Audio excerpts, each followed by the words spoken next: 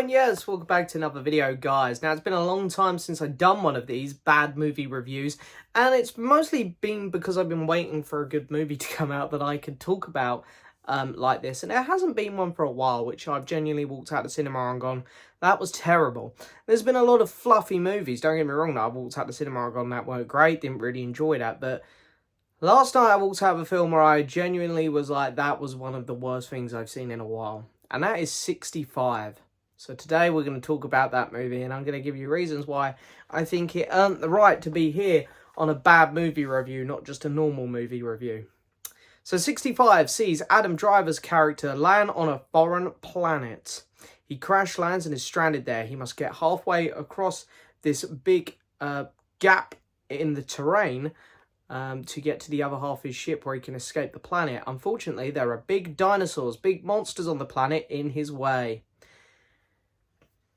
Sounds like fun, don't it? And that's why I went to see it. I thought Adam Driver, I really like him. He's a fantastic actor, even when he's in a not so bad film, other than this one.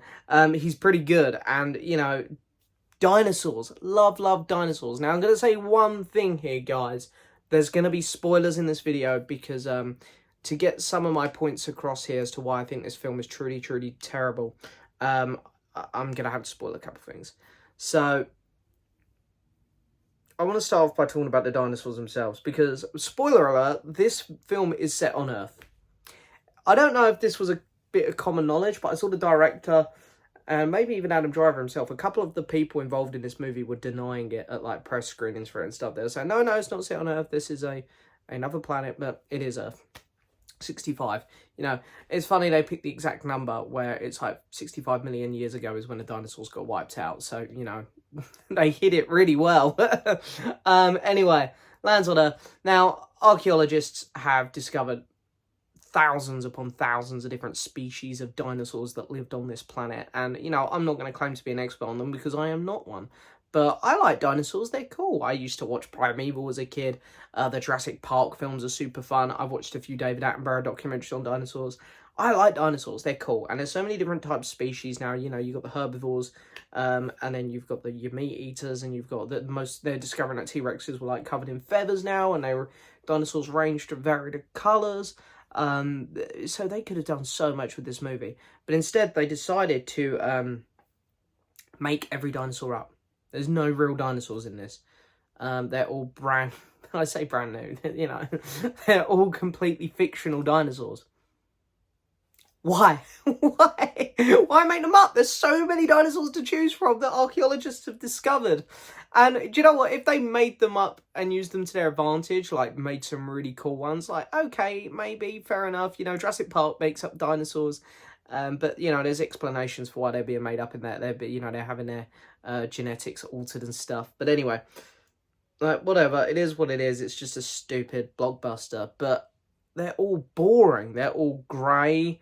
And you can barely see any of them because every time you see them, it's at night. They all just look like a T-Rex sort of just shrunk down to like a velociraptor size. Some are crawling around on four arms. Some are up on two with their little hands. It's like, what is the point in this? There is so much creativity that these writers could have had with this, but they just done nothing with the dinosaurs, which is criminal.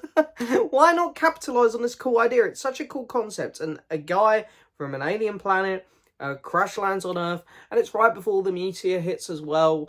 Yeah, it's such a cool concept for a blockbuster, but man, what the hell did they do with the dinosaurs? They all just look so bland and boring. Then we get on to the characters.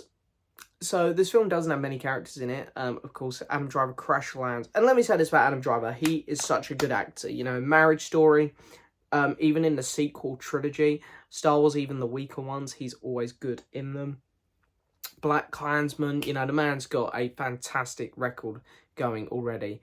And this time, you know, he is given nothing to do in this movie. His dialogue is so wooden. And the worst bit about it is he's trapped on Earth with this girl who speaks a different language. So they've put a language barrier in. Fine. A little bit irritating when there's just two characters. But he's meant to be this really smart guy as well. You know, he's piloting this ship. So I'm guessing in this fictional universe, you have to be somewhat intelligent. But he crash lands the ship, and then every time he's like reciting his life story to this girl at points in the movie. And he's not using like hand gestures to explain, you know, like when he's talking about stuff. Just literally just talking to her like this, like I'm talking to you now, just talking, blah blah blah blah blah. And it's like, mate, she hasn't got a clue what you're saying. I don't really get any of this. What is the point in any of this? And then on top of that, there's just, you know, these two characters have such huge plot armor around them. The dinosaurs don't act like animals. You know, they like creep up on things and stuff, and it's like they blank out Adam Driver a couple times and stuff, like, oh, was there a person here? I don't know, was it? It's like, oh, I don't know. I just walked out of this film, like, everything about that film was just stupid. And even, like, visually, the dinosaurs don't look great, and I think that's why 90% of this film's set at night, because they hide that in the dark.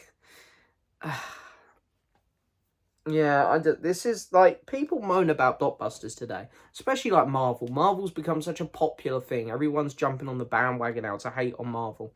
And don't get me wrong, lately they've made some real naff movies. You know, Ant-Man and the Wasp: Quantumania, Thor: Love and Thunder. They're not very good movies. But compared to this, they're all right. You know, they're okay films. This is what annoys me about Hollywood blockbusters, is when there's just stupidity. It's like, it's bog standard lazy filmmaking. The script was terrible. The dinosaurs are embarrassingly bad. The plot is paper thin. And you just know these characters are going to be fine, you know, because of the plot armor that's around them. There's no stakes to this movie. It just doesn't look good either. And, you know, it's only an hour and a half, but it felt like I was in the cinema for 2.5 hours. So, yeah, 65, I'm going to give a 3 out of 10 to. This film was truly terrible, and it will probably be in my top 10 worst of the year. I really can't see it escaping that, to be honest. Guys, don't bother with this one. I always like to say, even on a meh film, like Ant-Man and the Wasp: Quantumania, which I gave a 5 out of 10 to, I'll still say go see it, see what you think. But this film here, don't bother, guys. Honestly, it's truly, truly terrible. And I feel just bad for Adam Driver more than anyone. Yeah, anyway, there we go, guys. I hope you've enjoyed the video as always. Don't forget to hit that subscribe button, like the video, leave a message. And as always, I will see you next time for another video. Bye-bye.